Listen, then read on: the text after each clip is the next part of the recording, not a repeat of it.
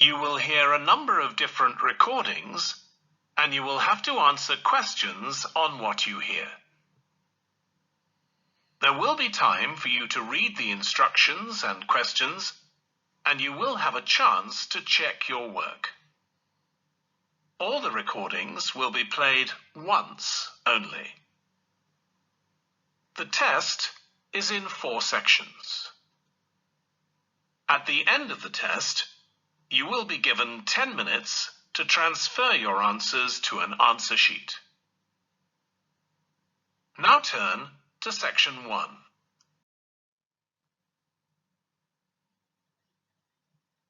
Section 1. You will hear a telephone conversation between a woman who is looking for a job and a man from a company that organizes cycling holidays. First, you have some time to look at questions 1 to 6.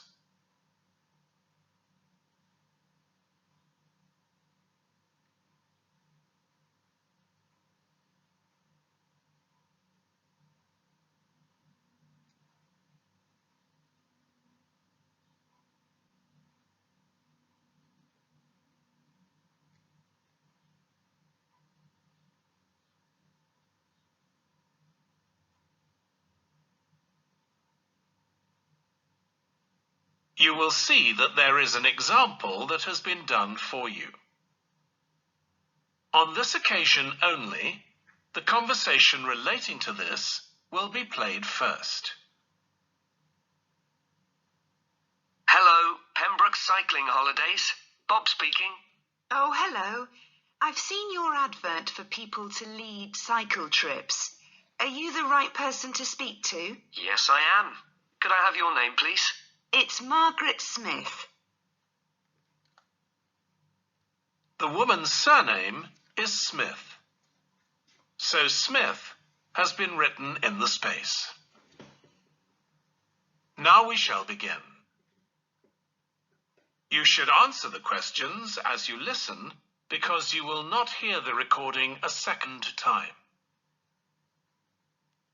Listen carefully and answer questions 1 to 6. Hello, Pembroke Cycling Holidays. Bob speaking. Oh, hello. I've seen your advert for people to lead cycle trips. Are you the right person to speak to? Yes, I am. Could I have your name, please? It's Margaret Smith. Are you looking for a permanent job, Margaret? No, temporary. I've got a permanent job starting in a few months' time, and I want to do something else until then. What work do you do? This will probably sound crazy.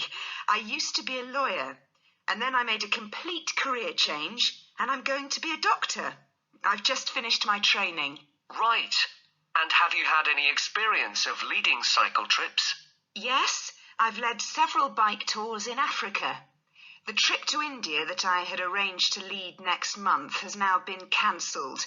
So when I saw you were advertising for tour leaders, I decided to apply. Okay.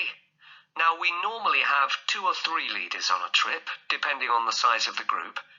Some tours are for very experienced cyclists, but we've got a tour coming up soon in Spain, which is proving so popular we need an additional leader.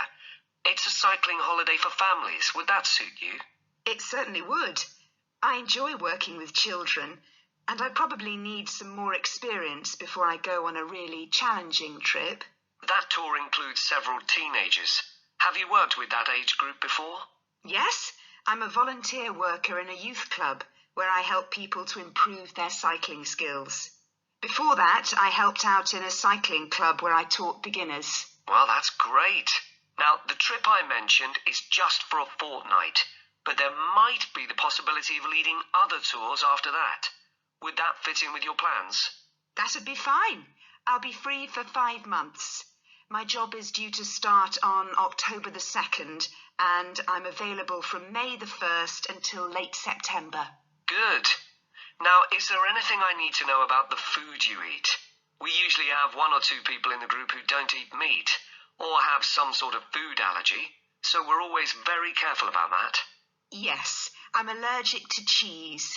Would that be a problem? No. As long as we have enough notice, we can deal with that. That's great. Before you hear the rest of the conversation, you have some time to look at questions 7 to 10.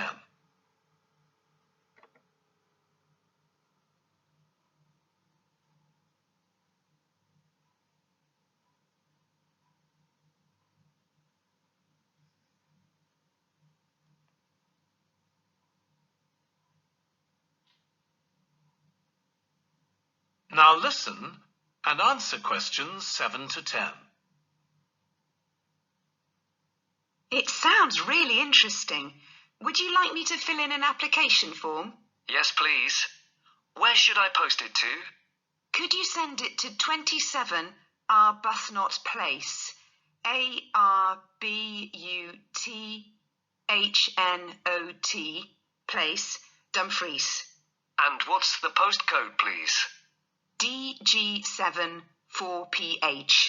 Was that P Papa or B Bravo? P Papa. Got that. If you could return the application form by Friday this week, we can interview you on Tuesday next week. Say 2:30? Would that be possible for you? Yes, it's fine. You're quite a long way from where I live, so I'll drive over on Monday. Should I bring anything to the interview? We'll have your application form, of course, but we'll need to see any certificates you've got that are relevant in cycling, first aid, or whatever. Okay. And at the interview, we'd like to find out about your experience of being a tour guide. So, could you prepare a 10-minute talk about that, please? You don't need slides or any complicated equipment, just some notes. Right. I'll start thinking about that straight away. Good. Well, we'll look forward to receiving your application form and we'll contact you to confirm the interview. Thanks very much. Thank you, Margaret. Goodbye. Bye. That is the end of section 1. You now have half a minute to check your answers.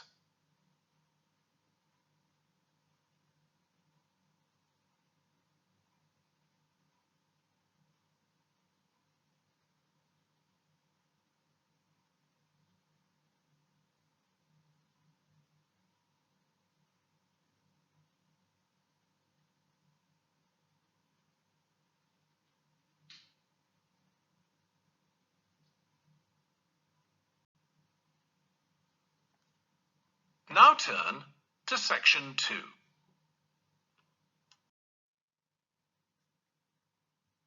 Section 2. You will hear a podcast about an area called the Sheep Market in a New Zealand city. First, you have some time to look at questions 11 to 14.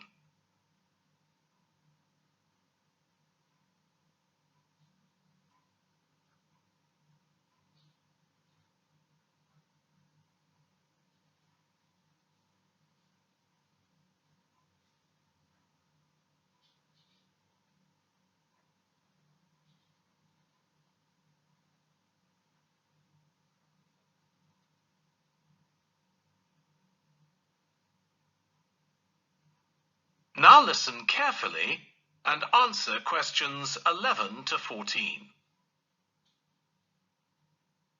Welcome to this podcast about the sheep market, which is one of the oldest parts of the city.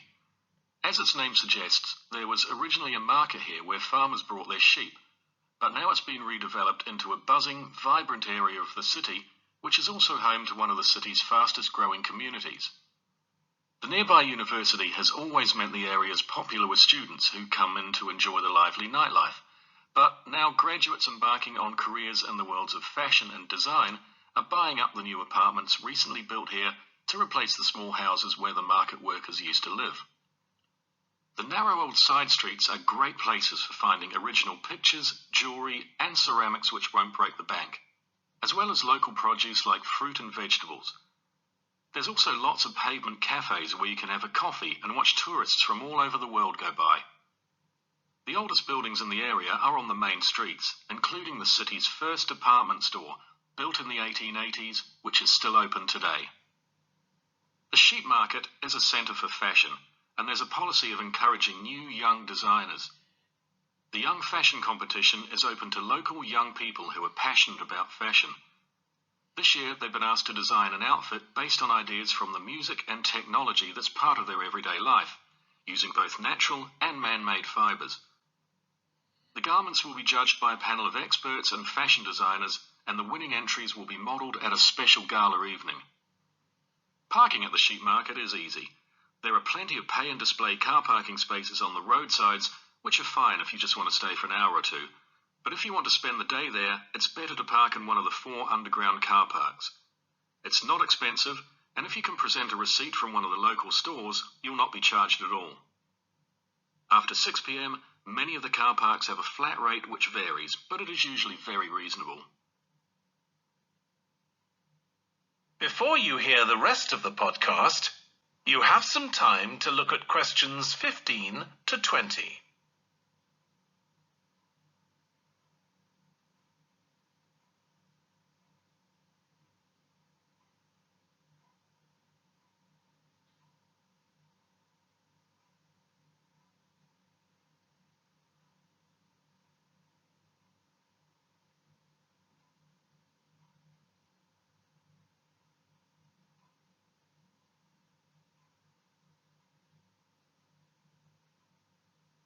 Now listen and answer questions 15 to 20. The sheep market is one of the main centres for art and history in the whole of the country. If you look at our map, you'll see some of the main attractions there. Most visitors start from Crawley Road at the bottom of the map. The Reynolds House is one of the oldest houses in the city and is open to the public. It's on the north side of Crawley Road, next to the footpath that leads to the public gardens. The area is particularly interesting for its unusual sculptures. The thumb is just what its name suggests, but it's about 10 metres high. You'll see it on Hill Road, across the road from the bank. The museum's got a particularly fine collection of New Zealand landscapes. It's on the east side of the sheep market, on City Road. It's on the other side of the road from the public gardens, immediately facing the junction with Hill Road. The Contemporary Art Gallery is on a little road that leads off Station Square, not far from the public gardens. The road ends at the gallery. It doesn't go anywhere else. That's open every day except Mondays. The Warner Gallery specialises in 19th century art. It's on City Road, near the junction with Crawley Road, on the same side of the road as the public gardens. It's open on weekdays from 9 to 5 and entry is free.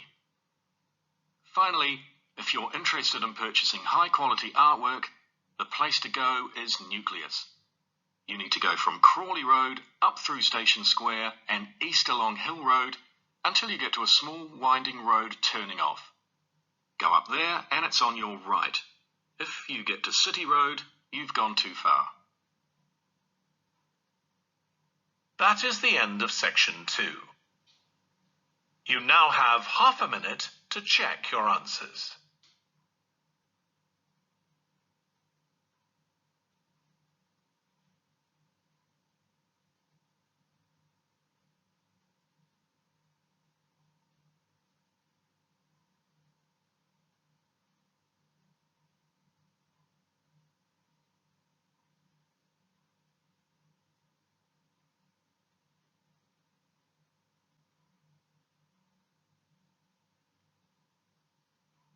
Now turn to section 3.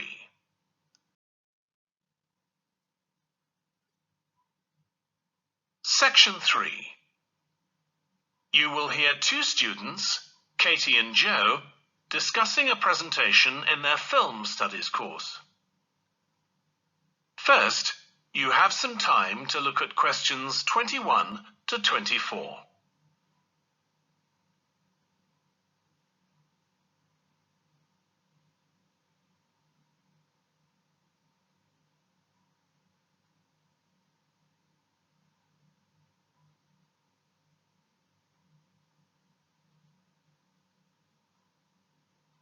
Now listen carefully and answer questions 21 to 24.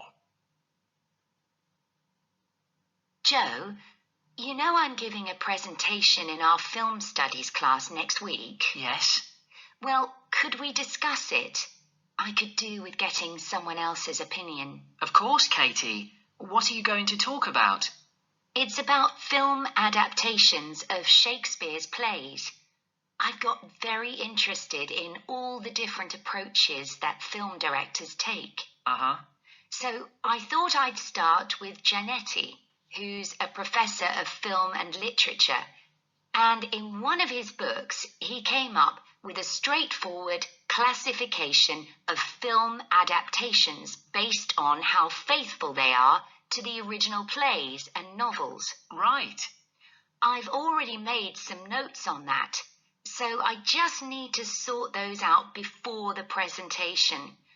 I thought that next I'd ask the class to come up with the worst examples of Shakespeare adaptations that they've seen, and to say why. That should be more fun than having their favourite versions. Yes, I can certainly think of a couple. Right. Next, I want to talk about Rachel Malco. I came across something on the internet about her work on film adaptations, and I was thinking of showing some film clips to illustrate her ideas. Will you have enough time, though, both to prepare and during the presentation? After all, I doubt if you'll be able to find all the clips you want. Perhaps you're right. Okay, well, I'd better do some slides instead, saying how various films relate to what she says. That should encourage discussion. Next, I want to say something about how plays may be chosen for adaptation because they're concerned with issues of the time when the film is made. You mean things like patriotism or the role of government? Exactly. It's quite tricky, but I've got a few ideas I'd like to discuss. Before you hear the rest of the discussion, you have some time to look at questions 25 to 30.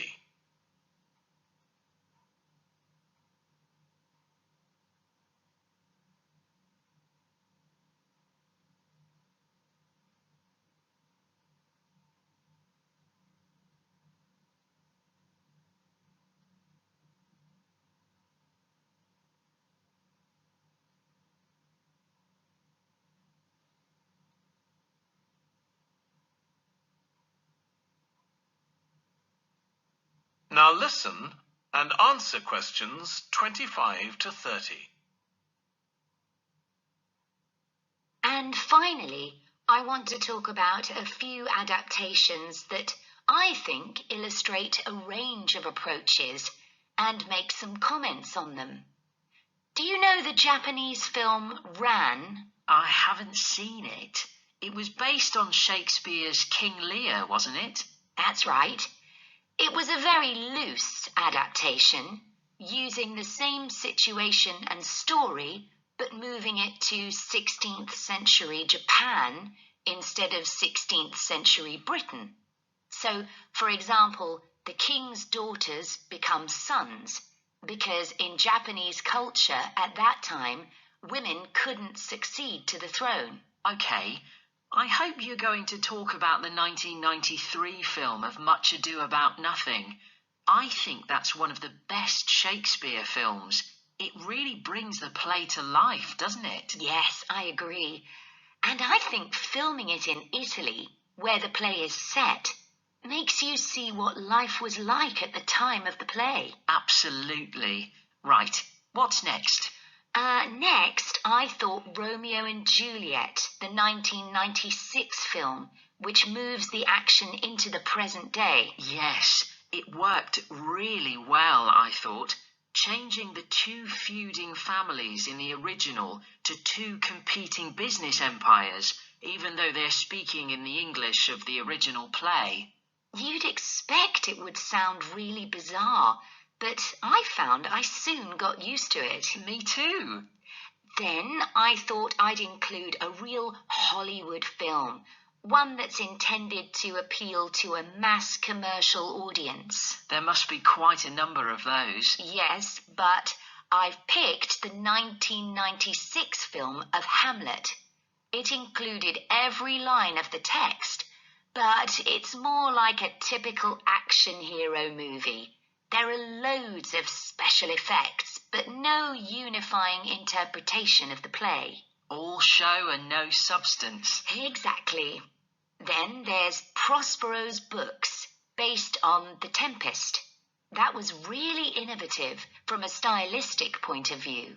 Didn't it include dance and singing and animation as well as live actors? Yes, it did. I also want to mention Looking for Richard. Did you ever see it? No, but I've read about it. It was a blend of a documentary with a few scenes from Richard III, wasn't it? That's right. It's more a way of looking into how people nowadays connect with the playwright. The play is really just the starting point. And that'll be where I finish. Well, it sounds as though it'll be very interesting. That is the end of section 3. You now have half a minute to check your answers.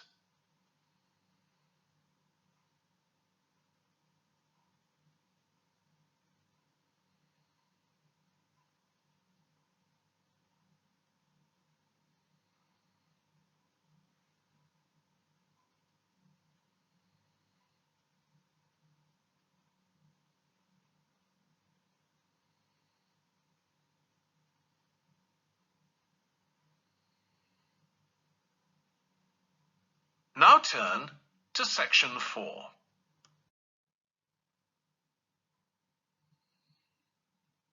Section 4. You will hear part of a lecture about noise in cities. First, you have some time to look at questions 31 to 40.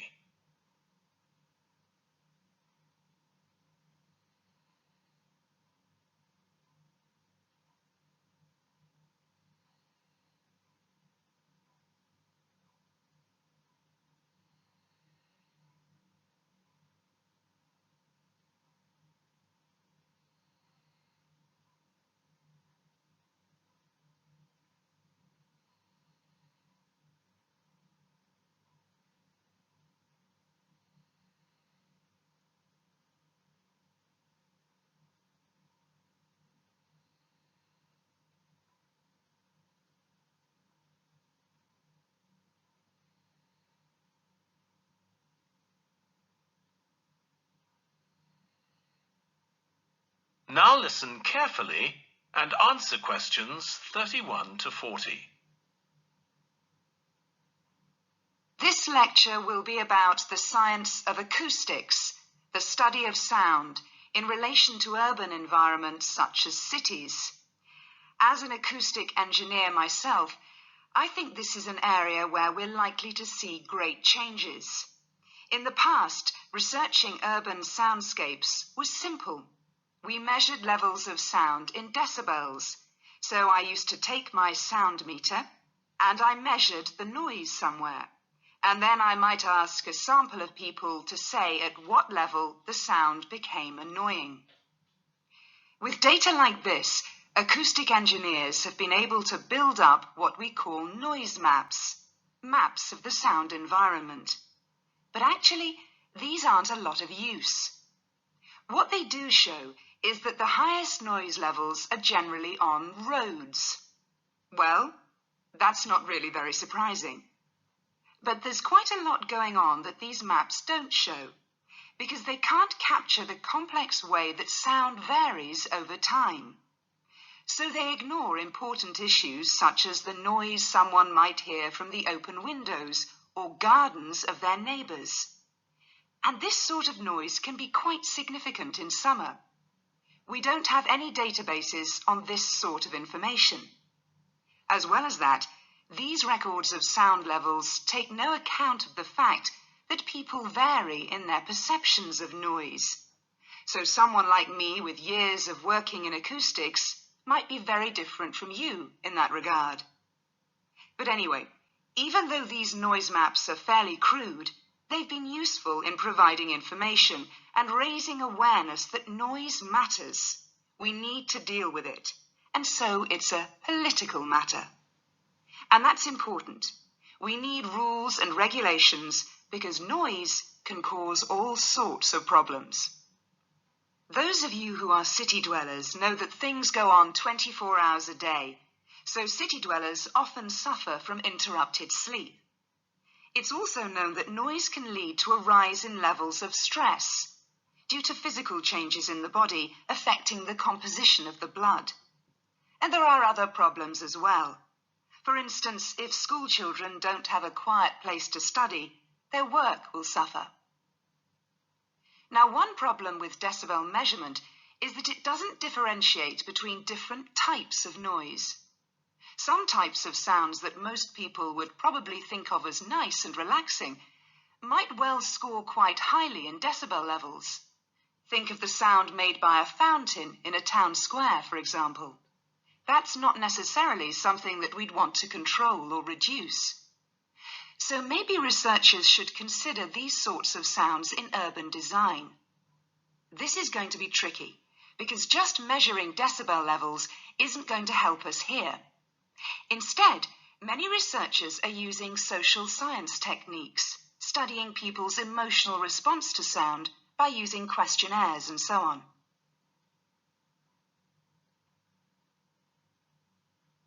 So what exactly do people want to hear in an urban environment? Some recent interdisciplinary research has come out with results that at first sight seem contradictory. A city needs to have a sense of activity, so it needs to be lively, with sounds like the clack of high heels on a pavement or the hiss of a coffee machine. But these mustn't be too intrusive, because at the same time, we need to be able to relax. One of the major problems in achieving this will be getting architects and town planners to use the research. Apart from studying the basics of acoustics, these people receive very little training in this area. But in fact, they should be regarding sound as an opportunity to add to the experience of urban living, whereas at present, they tend to see it as something to be avoided or reduced as far as possible, or something that's just a job for engineers, like the street drainage system. What's needed is for noise in cities to be regarded as an aesthetic quality, as something that has the qualities of an art form.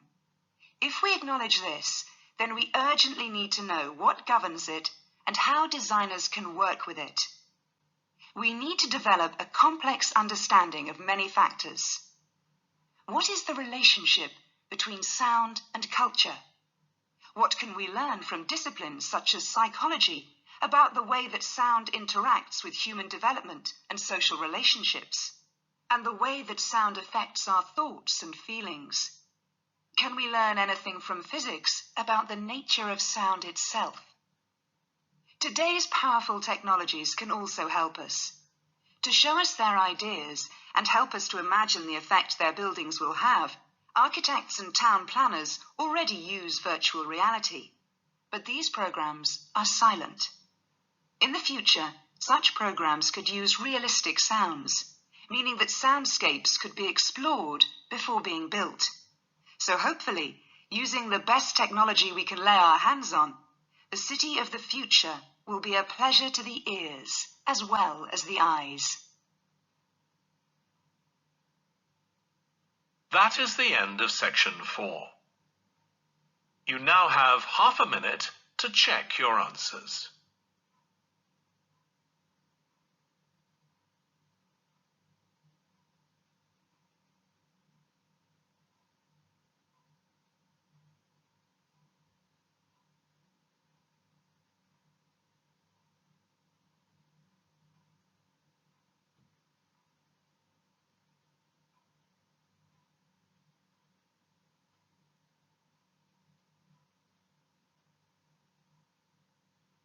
That is the end of the listening test.